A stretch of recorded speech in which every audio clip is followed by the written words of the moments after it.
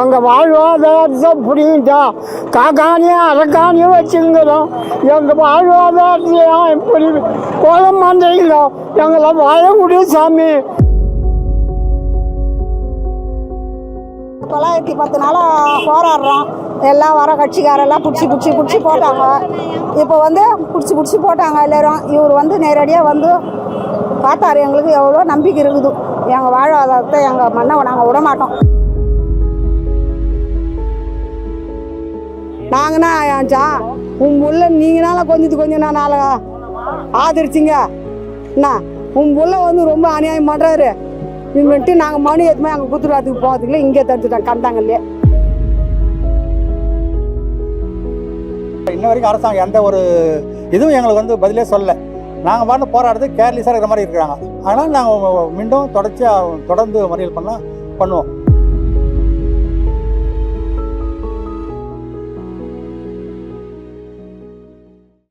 முதல்ல வந்து விவசாயிகளுக்கான போராட்டம்.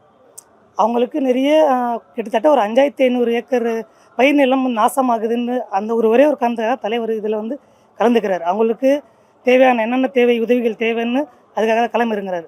நிறைய கட்சிகள் வராங்க, சப்போர்ட் பண்ணுறாங்க, போகிறாங்க. ஆனாலும் தலைவருடைய இன்வால்மெண்ட் இருக்கிறதுனால தமிழகம் முழுக்க இந்த போராட்டம் வெடிக்கும். பலதரப்பட்ட மாவட்டங்களில் தாவேக்காவினர் போராட்டங்கள் நடத்துவாங்க. இதனால் மாநில அரசுடைய கவனம் நம்ம பக்கம் திரும்பும். இதனால் அந்த ஏகானபுரம் கிராமம், பரந்தூர் கிராமம் மக்களுக்கு ஒரு நல்ல ஒரு முன்னேற்றம் வரும். அந்த இடத்துல விமான சேவை வராத மாதிரி நடவடிக்கை எடுப்பாங்கன்னு நினைக்கிறோம். அவ்வளோதான். 910 நாளாக போராடுறோம். எல்லாம் வர கட்சிக்காரெல்லாம் பிடிச்சி போட்டாங்க. இப்போ வந்து பிடிச்சி போட்டாங்க எல்லோரும். இவர் வந்து நேரடியாக வந்து பார்த்தாரு. எங்களுக்கு எவ்வளோ நம்பிக்கை இருக்குது. எங்கள் வாழ்வாதாரத்தை எங்கள் மண்ணை நாங்கள் விட மாட்டோம். எங்கள் மண்ணை கொடுக்க நாங்கள் தயாராக இல்லை. இவரை வந்து எதுவும் கேட்கல. நாங்கள் எங்கள் வாழ்வாதாரத்தை புரியுதா காக்கானியும் அரக்கானியும் வச்சுங்கிறோம். எங்கள் வாழ்வாதாரத்தையும் இப்படி கோலம் மாட்டீங்களோ எங்களை வாழ முடியும் சாமி. வாழ முடியுங்க ஐயா. நாங்கள் வயசாகி போச்சு. எங்களுக்கு ஜீவனம் கிடையாது. ஆடு மாடு மேய்க்கிறதுக்கு இடம் கிடையாது. உட்கார இடம் கிடையாது. இந்த கலைஞர் போட்டோ எடுத்துக்கின்னு அவர் மனு எடுத்து போனோம் பீச்சுக்கு. இப்போ 10 நாள் முன்னாடிப்பா பீச்சுக்கு போகலான்ட்டு நான் பாதியில் கூட மாட்டிக்கிட்டாங்கம்மா கண்டாங்கல்ல நம்மளை இந்த தைரியமாக வாங்கம்மா. நாங்கள் சரின்ட்டு நாங்கள் கலைஞர் போட்டோ பார்த்துருப்பீங்க டிவியில். கலைஞர் போட்டோ எடுத்துக்கினா மனு எடுத்துன்னு போனோம். எடுத்துன்னு போகும்போது என்ன பண்ணார், பாதியில் மாட்டிக்கிட்டாங்க. போகக்கூடாது தடுத்து நிறுத்தி. அவங்க அப்பாவுக்கு நாங்கன்னா ஆச்சான் உன் புள்ள நீங்களால கொஞ்சம் நாளை ஆதரிச்சிங்க என்ன உன் புள்ள வந்து ரொம்ப அநியாயம் பண்ணுறாரு. இவன்ட்டு நாங்கள் மணி ஏற்றுமே அங்கே குத்துராத்துக்கு போகிறதுக்குள்ள இங்கே தடுத்துட்டோம் கண்டாங்கல்லே. கந்தங்களே தடுத்துட்டு எங்களை எதுவுமே ஜெயிலில் போடுற மாரி ஒரு சத்தத்தில் எதுவுமே போட்டாங்க. 6 மணிக்கு தான் அமைச்சாங்க. இப்படி அவங்க தான் நடுக்கத்தில் அவர் யாருன்னா பண்ணிட்டாங்கன்னா என்ன பண்ணுவேன்.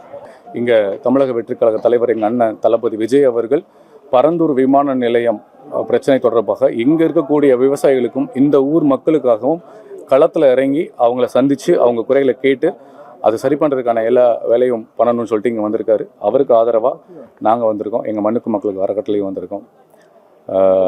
இத்தனை நாள் வரை சொல்லிட்டு இருந்தாங்கல்ல எலெக்டர் அரசியல் ஒர்க் ஃப்ரம் ஹோம்லாம் நிறைய கிண்டல் பண்ணிட்டு இருந்தாங்க. அதை பற்றி எங்களுக்கு எந்த கவலையும் இல்லை. பட் முதல் முறையாக களத்துக்கு வந்திருக்காரு.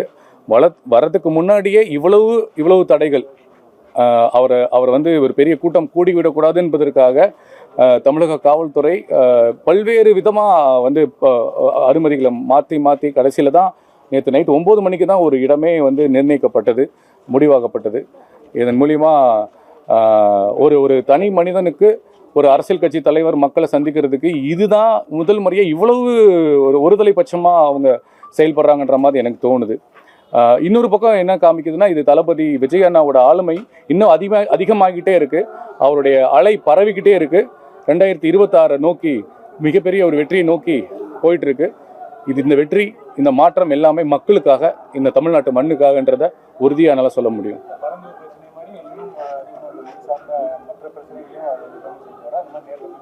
கண்டிப்பாக ஒவ்வொன்றா அதை வந்து பிளான் பண்ணி எல்லாமே செய்வார். அதுக்கு தான் முடிவு எடுத்து வந்திருக்காரு. இனிமேல் சினிமாவுக்கு நடிக்கவே மாட்டேன். ஒரே ஒரு படம் மட்டும் கமிட்மெண்ட் இருக்குது. அதை முடிச்சுட்டு கண்டிப்பாக முழுக்க மக்களுக்காகவும் தமிழ்நாட்டு மண்ணுக்காகவும் முழு 24 மணி நேரம் உழைக்கிறதுக்கு ரெடியாக இருக்கார். அது எல்லாமே நிர்வாகிகள் முடிவு பண்ணுவாங்க. ஏன்னா இது எல்லாமே வந்து டப்புன்னு செஞ்சிட முடியாது. அதுக்கான ப்ரோட்டோகால்ஸ் இருக்குது. இப்போ ஒரு சின்ன விஷயத்துக்கே காவல்துறையும் தமிழ்நாடு அரசும் வந்து எவ்வளவு நெருக்கடி கொடுக்குறாங்க நீங்களே பார்க்குறீங்க. நிருபர்கள் உங்களுக்கே தெரியும், உண்மை என்னன்னு தெரியும். அதனால மக்களுக்கும் பாதிப்பு வரக்கூடாது. இப்போ அண்ணா வந்தாருன்னா நிறைய மக்கள் ஒன்று கூட்டுறாங்க. அதனால மக்களுக்கு இங்கே இருக்க மக்களுக்கோ இல்லை அந்த தொண்டர்களுக்கோ இது பாதிப்பு வரக்கூடாதுன்றதுக்காக தான் அண்ணா வந்து ஸ்லோவாக போகிறாருன்னு நான் நினைக்கிறேன். விமான நிலையம் நாங்கள் வேண்டான்ட்டு 1010 நாள் போராடிட்டு இருக்கோம். அரசாங்கம் எங்களை எந்த ஒரு அனுமதி இல்லாமல் அவங்க பாட்டுன்னு நிலம் எடுக்கிறது, மாடி எடுத்து, காணி எடுத்து அவங்க இஷ்டத்துக்கு செய்கிறாங்க. ஆனால் எங்களுக்கு கொடுக்க விருப்பம் இல்லை. அதனால் நாங்கள் புறக்கணிப்போம் வேணாம் அப்படின்னு 910 நாள் இன்ன வரைக்கும் அரசாங்கம் எந்த ஒரு இதுவும் எங்களுக்கு வந்து பதிலே சொல்ல. நாங்கள் பாட்டு போராடுறது கேர்லெஸ்ஸாக இருக்கிற மாதிரி இருக்கிறாங்க. அதனால் நாங்கள் மீண்டும் தொடர்ந்து மறியல் பண்ணுவோம். விவசாயிகளை ஆதரிக்க இது வரைக்கும் எந்த ஒரு கட்சிக்காரன் வந்து பெருசாக பண்ணல. விஜய் வந்து எங்களுக்கு விவசாயத்துக்கு ஆதரவு கொடுக்குறதுக்கு ஆதரவு தெரிவித்து வராரு. நாங்களும் வரவேற்கிறதுக்காக நான் வந்திருக்கேன். எல்லாரும் ஒரு ஊருக்கு 200 பேர் 300 பேர் வந்திருக்கோம்.